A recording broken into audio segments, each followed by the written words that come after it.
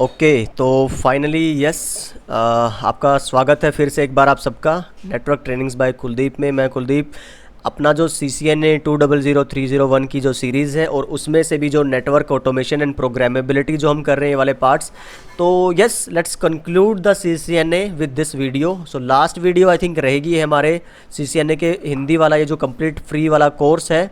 So yes I am pretty excited कि it was a long journey, exciting journey and yes बहुत कुछ सीखा हमने एक दूसरे से। Yes fantastic.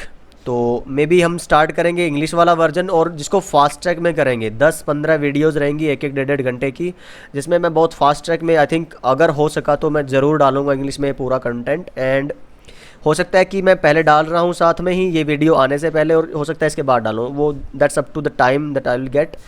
एंड यस बहुत सारा प्यार मिला आप लोगों का, बहुत सपोर्ट। एंड आई थिंक हम अपने यूट्यूब का जो क्राइटेरिया है उसके हाफ पे पहुंच चुके हैं वॉच टाइम की अगर हम बात करें, और सब्सक्राइबर और अराउंड थाउजेंड्स। यस तो तहे दिल से आपका बहुत बहुत शुक्रिया सब लोगों का। रियली इतना प्यार मिलेगा रियली मैंने नहीं सोचा था, बट यस चलिए इस जर्नी को अब और बेहतरीन एक मुकाम तक लेके जाएंगे।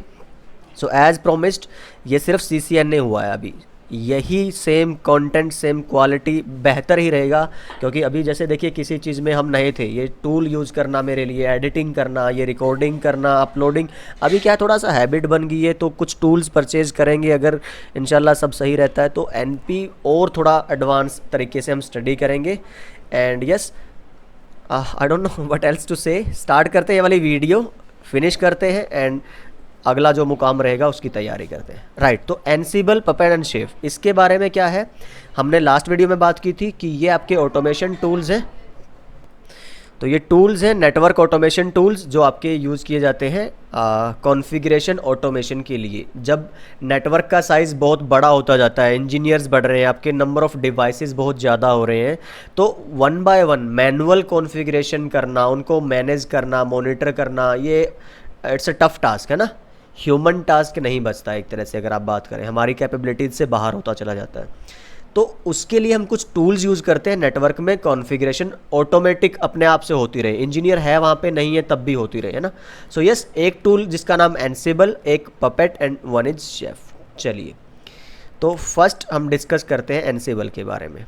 तो जैसे कि हमने बात की थी, एनसिबल को पढ़ने का मतलब क्या है, इसकी फाइल्स को पढ़ना कि जो कॉन्फ़िगरेशन करवाएगा एनसिबल ऑटोमेटेड तरीके से उसके लिए कौन सी फ़ाइल यूज़ करता है। ऐसे ही आपका अगर पपेट की बात करेंगे तो वो कौन सी फ़ाइल यूज़ करेगा, फिर आप शेफ़ की बात करेंगे तो वो कौन सी फाइल्स यूज़ करेंगे। तो ज़्यादातर जो डिस्कशन रहने वाला है वो इसी के बारे में रहेगा कि नेटवर्क में कॉन्फ़िगरेशन ऑटोमेशन के लिए ये जो टूल्स हैं वो कौन सी फ़ाइल यूज़ करते हैं, और इन्हीं से क्वेश्चंस आपके आ सकते हैं और इस वाले एग्ज़ाम में।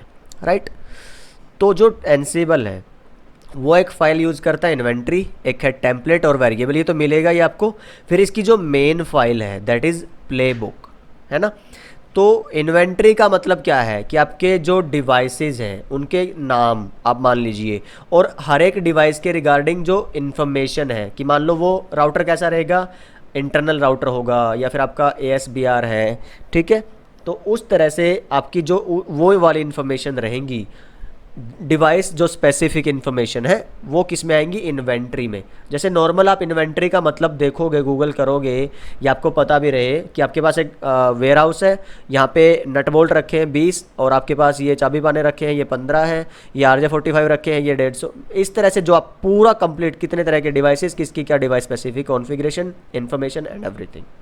चलिए अब टेम्पलेट में फिर क्या है, उन टोटल इन्वेंट्री में से आप सेपरेट कर दीजिए टेम्पलेट को और वेरिएबल को।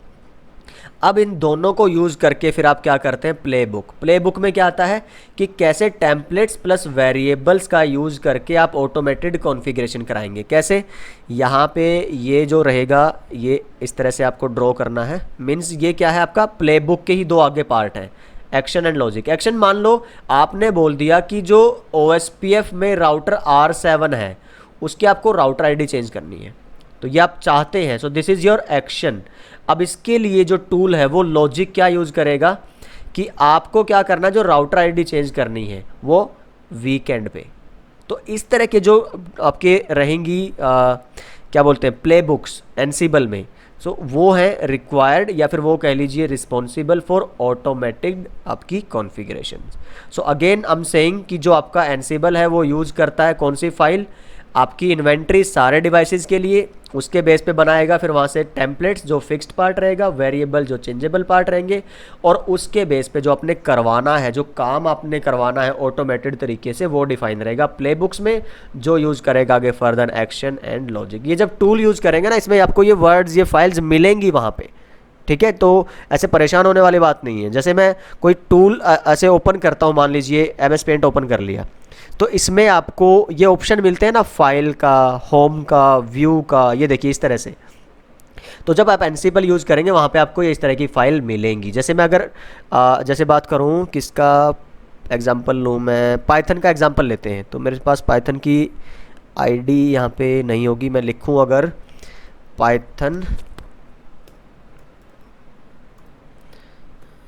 ठीक है। सो यस, आइडल है हमारे पास, इसको ओपन करेंगे तो इसके फीचर सेट आपको यहाँ पे देखने को मिलेंगे। तो इसी तरह से जब आप एनसीबल टूल पे काम करेंगे तो वो आपको दिखेगी वहाँ पे ये सारी configuration files, right. So don't need to worry about that. अभी सिर्फ ये क्यों लग रहा है थ्योरेटिकल ज़्यादा, क्योंकि हम सिर्फ पढ़ी थ्योरी रहे हैं। ओके, फिर आपका रहेगा एनसीबल में एजेंटलेस आर्किटेक्चर यूज़ करता है। अच्छा, पुश एंड पुल मॉडल थोड़ा सा बता दूं, एजेंट और एजेंटलेस का बता दूं थोड़ा सा।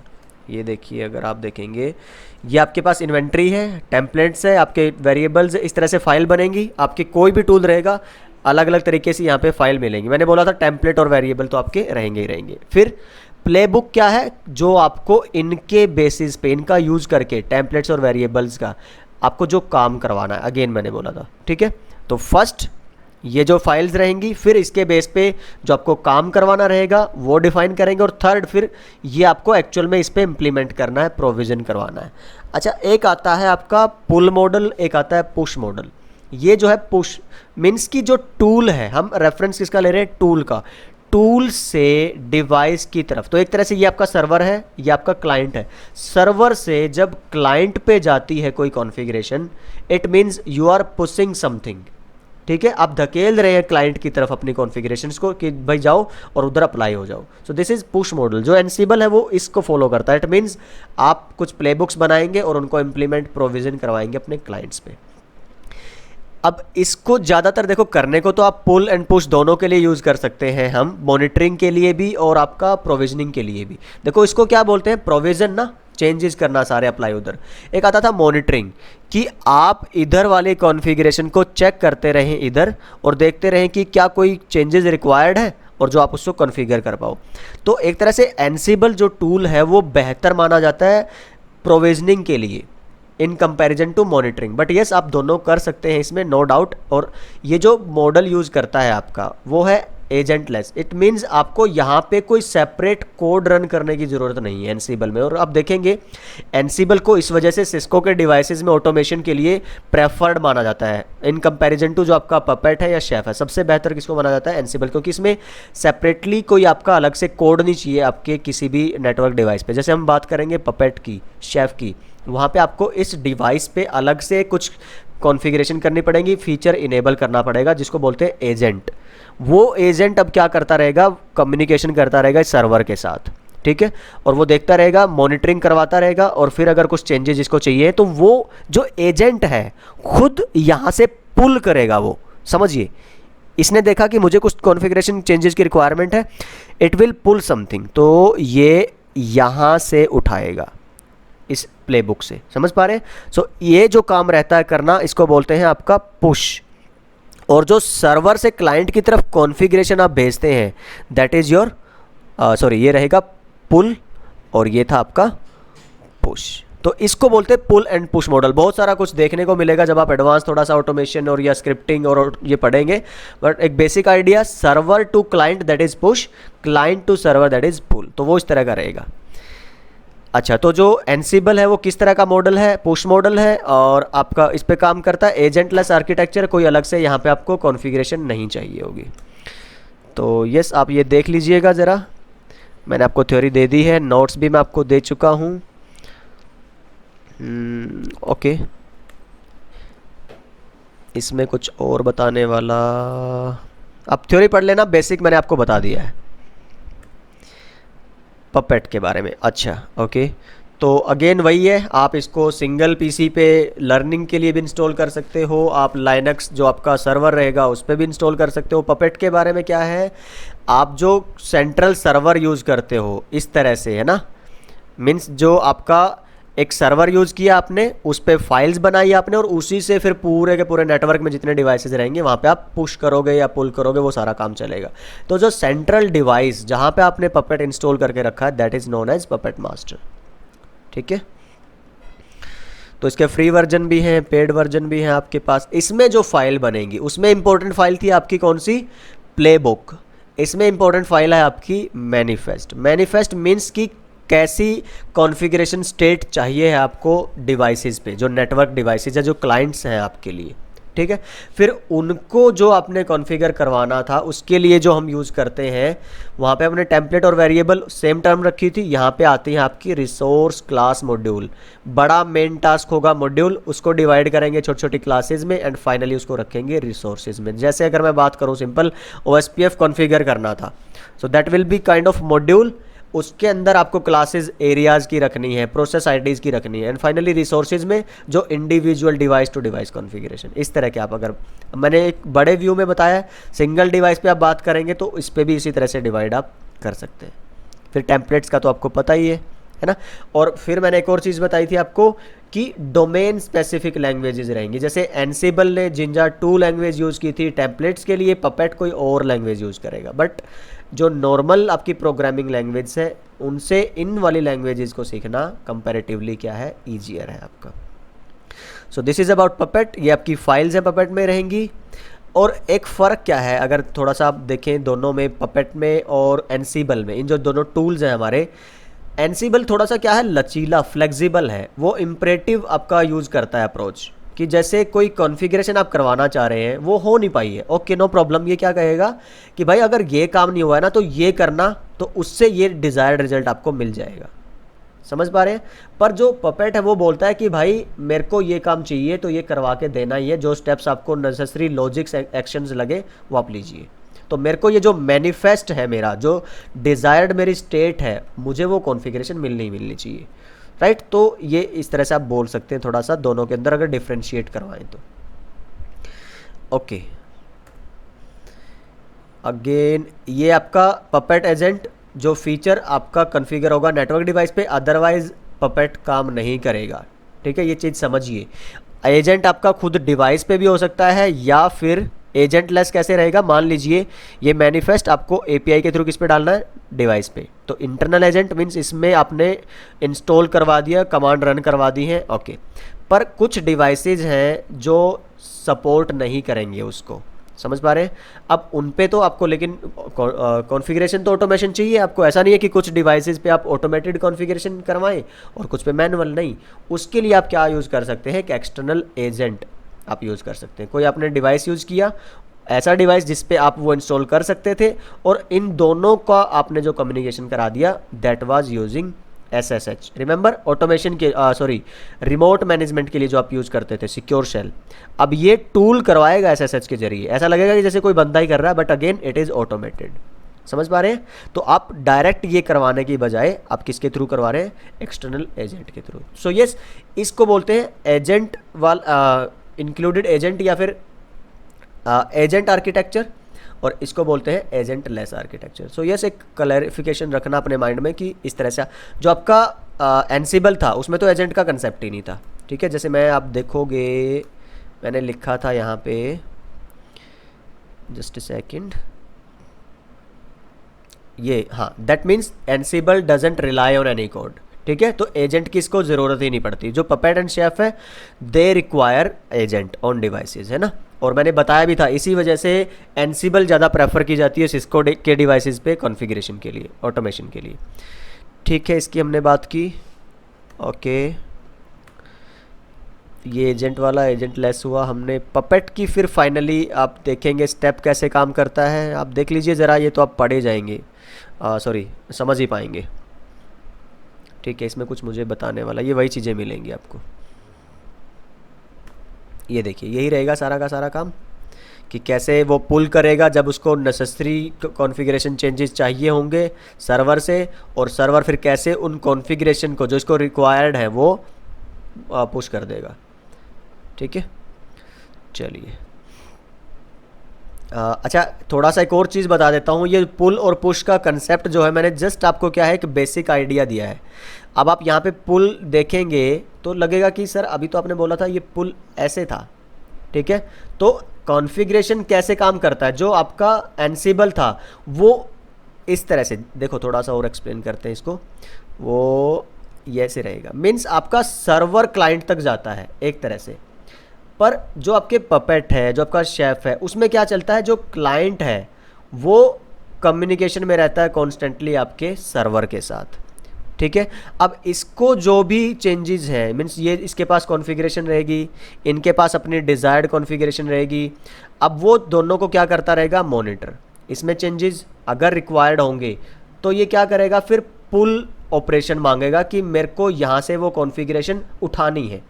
ठीक है, तो अभी ये सर्वर ये खुद पुश नहीं कर रहा है, आप ये चीज़ थोड़ा सा डिफ्रेंशिएट करिए, खुद अपनी मर्जी से नहीं कर रहा है, नहीं, इसने जो ये मॉनिटरिंग चल रही थी, अब जो रिक्वायर्ड हुई, इसने पुल की है कॉन्फ़िगरेशन आपके सर्वर से। तो सर्वर तो आप देखेंगे ना, अगर पुश ही कर रहा है ना एक तरह से, पर वो अपनी मर्जी से नहीं, इस एजेंट की मर्जी से है। दैट्स वाई इसको क्या बोलते हैं, पुल, कि एजेंट खुद खींच रहा है कॉन्फ़िगरेशन कहाँ से, आपके सर्वर से। तो थोड़ा सा ये पॉइंट ऑफ रेफरेंस वाला एग्जाम्पल है जो आपको याद रखना होगा। Okay then fine. आप अगर बात करें फिर आई थिंक इसमें इतना ही रहेगा। शेफ़ आ गया, ओके फाइनली आपका जो थर्ड ऑटोमेशन टूल है। अच्छा शेफ़ याद है किसको बोलते हैं, बावर्ची, जो किचन में आपके लिए खानसामा है ना, जो खाना और वो सब बनाते हैं, तो उसी के बेस पे नाम रखा गया, क्योंकि ये काम भी उसी बेस पे करता है। कैसे, एक क्लाइंट रहेगा, एक सर्वर, सारे क्लाइंट सर्वर मॉडल पे काम करेंगे। ये शेफ़ ज़ीरो देख लेना आप किसको बोलते हैं, जो इंडिविजुअल मैंने बोला था ना टेस्टिंग के लिए अगर आप स्टैंड अलोन मोड में यूज़ करते हैं तो so that is chef zero. ठीक है, ये यूज़ करता है फाइल जो है, एक रिसोर्स फाइल है, एक रेसिपी फाइल है, cook books and run list. आप देखेंगे रिसोर्स मीन्स क्या है आपका, यहाँ पे देखिए, यहाँ पे मैंने लिखा मिलेगा analogous to the ingredients in a recipe. Recipe के अंदर मान लो नमक कितना, मिर्च कितना, धनिया, हल्दी, जीरा, सब कुछ रहेगा, है ना, वो रिसोर्सेज हैं। ठीक है, आपका होस्ट नेम रहेगा, आपकी आईपी रहेगी, आपका प्रोसेस आईडी रहेगी, आपका पासवर्ड रहेगा, वो सारी चीज़ें होगी मान लीजिए। फिर रेसिपी मतलब क्या है, whether to act against the resources. तो कुक बुक जो आपके पास, एक तरह से सिंपली मैं अगर उसका एग्जांपल लूँ ना, जैसे शेफ़ लोग जो यूज़ करते हैं, भाई आपके पास एक रेसिपी है बहुत सारी जिसके अंदर, उसको बोलते हैं कुक बुक, उसमें हज़ारों रेसिपी, हंड्रेड्स ऑफ रेसिपीज़ हो सकती है ना। अब हर एक रेसिपी यूज़ करती है कुछ रिसोर्सेज को, कुछ इंग्रेडिएंट्स को। तो मान लीजिए नमक मिर्च से मिलके आपकी बहुत सारी वैरायटीज़ बनती हैं। ऐसे ही होस्ट नेम आपके बहुत सारे डिवाइसेस में यूज़ होंगे, प्रोसेस आईडी आपकी बहुत सारे डिवाइसेस में यूज़ होगी। Make sense. और जो फिर ये इससे बेटर वर्ड, इससे जो लार्जर वर्ड आएगा that is your cook book, जिससे मैंने इसकी अभी आपको एग्जांपल दिया। और फिर रन लिस्ट आपकी रहेगी कि अब जो उस कुक बुक का, अच्छा थोड़ा सा इसको ऐसे समझिए, इस कुक बुक का यूज़ करके इसमें से आपने एक ये रेसिपी उठा ली, एक दूसरी रेसिपी उठा ली, एक तीसरी, मीन्स आपने ये 3 काम, ये टोटल काम यहाँ पे लिखे हुए हैं, क्या कर सकते हो आप इस टूल के जरिए, आपने 3 उठा लिए, मीन्स आपको 3 डिशेस बनानी है 100 डिशेस में से। ठीक है, और हर एक डिश, पहली डिश बनेगी इस वाले इंग्रेडिएंट से, दूसरे वाली डिश बनेगी इस वाले से, तीसरे वाली तीसरे वाले से। समझ पा रहे हैं? तो पहला काम आपने करना था और उसमें ये वाले काम होंगे, दूसरा काम करना था उसके लिए इन चीज़ों की ज़रूरत पड़ेगी। फाइनली वो 3 जो काम आपने करवाने थे, मान लीजिए आपने फर्स्ट वाला, सेकंड वाला और थर्ड वाला, अब इनको ऑर्डर देना है कि पहले ये करवाएं या फिर ये करवाएं या फिर ये करवाएं। स्टेप बाय जो लॉजिक स्टेप्स रहेंगे वो किसी अंदर डिफाइन रहेंगे आपके रन लिस्ट के अंदर। तो शेफ़ जो है आपका कुछ इस तरह से काम करता है, उसी के बेस पे इसका नाम रखा गया है। तो अगर अभी भी आपको कोई डाउट है, देखिए, तो मैं नहीं कहूँगा कि आप कमेंट्स में लिखिए या फिर आप बताइए मुझे, बिकॉज़ इसके लिए फिर मैं कमेंट में हेल्प नहीं कर पाऊँगा, मुझे फिर सेपरेट प्रैक्टिकल वीडियोज़ ही अपलोड करनी पड़ेंगी। तो यस, आप ये मुझे कमेंट्स में ज़रूर बता सकते हैं कि यस अगर क्लियर नहीं हुआ है तो मैं अलग से कोई शेफ़ के ऊपर, एनसिबल के ऊपर, वो मेरी कोशिश वैसे ही रहेगी। देखिए आप, मैं प्रॉमिस नहीं करता, बट यस जितना जल्दी हो सकेगा इनके ऊपर कोई ना कोई प्रैक्टिकल रिसोर्सेज मैं ज़रूर प्रोवाइड आपको करवाने की कोशिश करूँगा, गारंटेड, राइट। क्योंकि मुझे खुद अजीब लग रहा है आपको ना नॉर्म जस्ट थ्योरी पढ़ाते हुए, बट क्या करें कि कुछ तो आपको मैं रेफरेंस मटेरियल दूँ तब तक जब तक हमारा प्रैक्टिकल पार्ट अपलोड नहीं होता, right. So yes, so it's something like that. तो रन लिस्ट रहेंगी फाइनली जो आपको करवानी थी। तो ओके, आई होप ये थोड़ा बहुत बेसिक कंसेप्ट आपको ज़रूर क्लियर हो गया होगा। तो पपेट की तरह जो सिमिलर आर्किटेक्चर यूज़ करता है आपका, तो जो उसके क्लाइंट रहेंगे उसको नोड भी बोलते हैं ना। पुल मॉडल यूज़ करता है, ठीक है। इसके लिए क्या है, ऑन डिवाइस शेफ क्लाइंट होना चाहिए आपका, तो जो एजेंट बोलते हैं हम जिसको। और कहता है कि बहुत सारे जो सिस्को के डिवाइसेज हैं इसको सपोर्ट ही नहीं करते हैं, तो इसीलिए शेफ़ आपको सबसे कम मिलेगा सिस्को के डिवाइसेज में जो नेटवर्क्स होंगे ऑटोमेशन के लिए। तो प्रेफर्ड कौन सा सबसे ज़्यादा, Ansible then Puppet. Okay, summary of configuration management tools. तो यहाँ से आप देखेंगे, ये वाली स्लाइड देख लीजिए ज़रा। मेन जो क्वेश्चंस हैं वो हमने एक तरह से यहाँ पे समराइज़ कर दिए, क्या हो सकते हैं। जो प्लेबुक है आपका, वो फाइल नेम किसका है, एनसिबल के लिए। पपेट में फाइल नेम मेन क्या रहेगा, मैनिफेस्ट। और शेफ में उसको क्या बोलते हैं, एक तरह से रन लिस्ट, जो मैंने अभी बताया था आपको यहाँ पे, जो एक्चुअल आपको करवाना है काम, है ना। ओके, उसके बाद फिर जो एनसिबल है आपका, वो प्रोटोकॉल कौन सी यूज़ करता है डिवाइस से जुड़ने के लिए, HTTP या नेटवर्क कॉन्फ़िगरेशन, ठीक, SSH या नेटकॉन्फ। SSH यूज़ करता है, इसीलिए वो एक एजेंटलेस है, उसको एजेंट नहीं चाहिए, क्योंकि वो सारा का सारा काम किसके थ्रू करवा रहा है आपका, SSH प्रोटोकॉल के थ्रू। चलिए, जो पपेट है, जो शेफ़ है, वो एजेंट बेस्ड है, इसलिए उनको नेटवर्क में डाटा ट्रांसफ़र करने के लिए कोई प्रोटोकॉल चाहिए। तो वो कौन सी आपकी HTTP, और HTTP कैसे काम करता है ये हम बात कर चुके हैं, जो हमने रेस्ट बेस्ड APIs पढ़ी थी उस वाली वीडियोज़ के अंदर, है ना। तो सिर्फ एनसिबल है जो पुश मॉडल यूज़ करेगा, जो आपका सर्वर है वो खुद कॉन्फ़िगरेशन प्रोविज़न करेगा आपके डिवाइसेस पे, इसीलिए उसको बोलते थे कि वो प्रोविजनिंग के लिए ज़्यादा बेहतर है। जो पपेट एंड शेफ है ये पुल मॉडल यूज़ करते हैं, मीन्स जो एजेंट है आपका नेटवर्क डिवाइस पे, क्लाइंट पे या नोड पे, वो खुद वेरीफाई करता रहता है, मॉनिटर करता रहता है कि हमारी कॉन्फ़िगरेशन जो है चेंज रिक्वायरमेंट है या नहीं है, और अगर रिक्वायर्ड होंगे तो वो पुल करेगा सर्वर से और अपनी जो कॉन्फ़िगरेशन है उसको अपडेट कर लेगा। यस, तो ये हुआ हमारा पपेट, शेफ एंड एनसिबल का एक इंट्रोडक्टरी पार्ट। तो आई होप इस वीडियो में इतना हम काफ़ी डिस्कस कर चुके हैं। Let me know how was your experience, आपका एक्सपीरियंस कैसा रहा इस कोर्स के साथ, मेरे साथ नेटवर्क ट्रेनिंग्स बाय कुलदीप। जो आपके पास ये इंटरफेस यूट्यूब पे हमारे इस चैनल के ज़रिए आपको मिला है, हिंदी में जो वीडियोस हैं, फ्री में सब कुछ हम रिसोर्सेज ट्राई कर रहे हैं प्रोवाइड करवाने का। लेट मी नो अगर कोई इम्प्रूवमेंट आपको चाहिए, कोई आइडियाज़, कोई सजेशंस आपके पास, कैसे हम इस चैनल को, हमारे ट्रेनिंग मेथड को, रिसोर्स कैसे बेहतर, मीन्स कि कोई भी अगर आप सजेशन आप देंगे, कोई एरिया ऑफ इम्प्रूवमेंट है, कोई फीडबैक, मेरे लिए बहुत बहुत वैल्यूएबल है। आप प्लीज़ मुझे बताइए। एंड यस, इतना सारा प्यार, इतने सारी सपोर्ट, तहे दिल से बहुत बहुत बहुत शुक्रिया आप सबका। इसी तरह से अपनी ये जो वीडियोस हैं, हमारा ये जो चैनल है, आप अपने प्लीज़ अपने सर्कल में, I need your support guys, seriously एक फेवर होगी आपके लिए काइंड जेस्चर होगा। इस चैनल को अगर आप स्प्रेड आउट करेंगे ऐसे लोगों में जिनको ज़रूरत है, IT में, नेटवर्किंग में अपना करियर बनाना चाह रहे हैं जो लोग, सो प्लीज़ सब्सक्राइब। अगर आप नए हैं इस वीडियो में, इस चैनल पर, तो अगर अभी तक नहीं किया है आपने सब्सक्राइब तो करिए। फैलाइए आग की तरह इस चैनल को, इस वीडियो को, और इन रिसोर्सेज को, राइट। तो I don't know what to say then. तो अपना प्यार बनाए रखिए। एंड यस, मिलते हैं किसी नेक्स्ट कोर्स में, CCNP में, या हो सकता है उससे पहले कुछ और अपलोड करेंगे हम। तो बाय बाय, टेक केयर, अपना ख्याल रखिए, सीखते रहिए, सिखाते रहिए और मस्त रहिए।